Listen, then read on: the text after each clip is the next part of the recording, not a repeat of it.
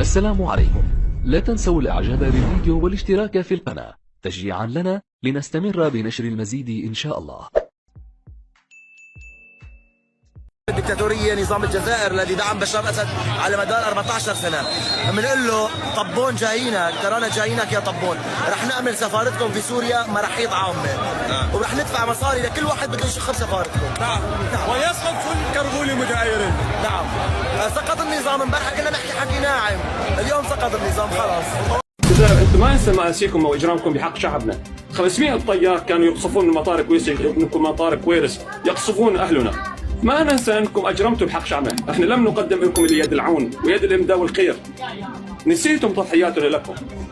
ايام الثوره الجزائريه الكبرى كان السوري شريك للجزائري، بس ولكن انتم قدمتم الدم وقدمتم السلاح لقتل السوري تحت بند مقاومه وسلاح وممانعه. عفوا منك سيد الجزائري، اتمنى منك في المره القادمه أن تأخذ بعين الاعتبار اليوم الشعب السوري. ما أسمع منك كلمة إرهابي ولا أسمع منك هذا الجولاني. أتمنى منك اليوم تحترم تضحيات هذا الشعب السوري. سيد المجتمع المدني، نصف المليون. نعم سيد المجتمع المدني. رسالة للجزائر اللي بتدعم الأسد، هذا اللي عم تدعموه لاحقنا. حتى إذا بنصلي جماعة صلاة الفجر هي تهمة عند المخابرات الأسدية ونحاسب عليها، وفي قوائم عند المخابرات ليتابعوها ويراقبوها. والله إني بدأت أؤمن أن هذا المغرب يعني مبروكة، ومن يعادي المغرب أو من تعاديه المغرب، وأنا متأكد أن المغرب لا تعادي إلا السفلة. من يعادي المغرب هو مسخوط ابن مسخوط، يعني رسمي. من يعادي المغرب هو مسخوط الوالدين، و يعني بداية النهاية بالنسبة له. الله يا أهل المغرب يبيض وجوهكم. والله حق لكل سوري أن يشكر هذا الموقف المغربي الأصيل من أولها. شوفي، في ناس تمسكوا ببشار كما تبون، وفي ناس قطعوا العلاقات مع بشار ثم عادوا، وفي ناس كان لهم علاقات وتطبيع مع نظام بشار من تحت الطاولة. أما المغرب فموقفها واضح، موقف من أول الأزمة ولم يتغير إلى هذه اللحظة. شوفوا المواقف الثابتة، شوفوا المواقف الأخلاقية، شوفوا المواقف عند الدول التي عندها رؤية، التي بتستشرف الماضي، بتشوف الأمور. شافت بشار ملوث خلاص، يا أخي بالعقل، والله بالعقل العلاقات الدولية. مثلا واحد قد قتل، وصلت ل1 مليون قتيل، معناته هذا مستقبله أكحل، مسيرته كحلة. فبالتالي كل الدول هكذا فكرت أنه هذا خلاص تورط في دماء السوريين، ارمي أمانك، ارمي على جنب. إلا عم يتبون ضل شنقريحة والنظام العسكري وتفليقة ماسكين بشار إلى هذه اللحظة.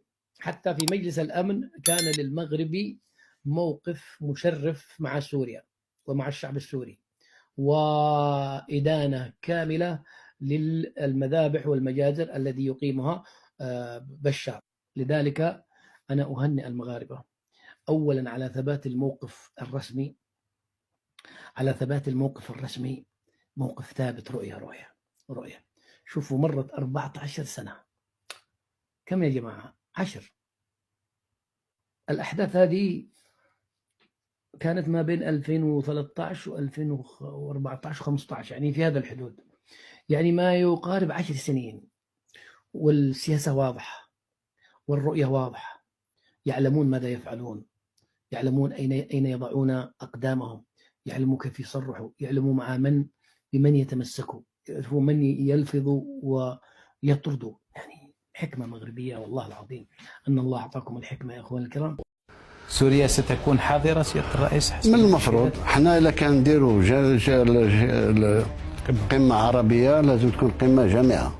لا أهلا ولا سهلا بقاتل الأطفال، فليسقط العالم كله أمام أقدام طفل سوري، فليسقط العالم كله أمام طفل سوري مات متجمدا من البرد. يا أهل سوريا، لما الحزن؟ لماذا تحزنوا؟ ألم تنادوا في يوم من الأيام يا الله ما لنا غيرك يا الله؟ جدد رئيس الجزائري عبد المجيد تبون مطالبه بعودة سوريا إلى جامعة الدول العربية مجددا، وقال تبون في لقاء مع RT إن سوريا تستحق العودة إلى الجامعة العربية لأنها وفية لمبادئها كما أنها مؤسسة للجامعة ومن أعرق الدول العربية، موضحا أن امتدادها حتى الدولة الأموية. وقال الرئيس الجزائري إن سوريا هي الدولة الوحيدة التي رفضت التطبيع مع إسرائيل. على الجزائر أولا، وهذا ما تقوم به، أنها وفية لمبادئها. لا نقبل أن يمس أي شعب عربي وأي دولة عربية بطواطؤ من أي كان. ثانيا، سوريا من الدول المؤسسة للجامعة العربية، من أعرق الدول العربية امتدادها حتى الدولة الأموية مؤسساتها، وكنا نتوقع أن سوريا ما تسقطش. اللي خلى سوريا ربما نوعا ما ضعيفة على المستوى الدولي هو أنها عن حق الدولة الوحيدة التي لن تطبع يوما ما. ثانيا، من دول المواجهة وعاشت سنين اقتصادها وسياستها ومؤسساتها مبنية على التصدي.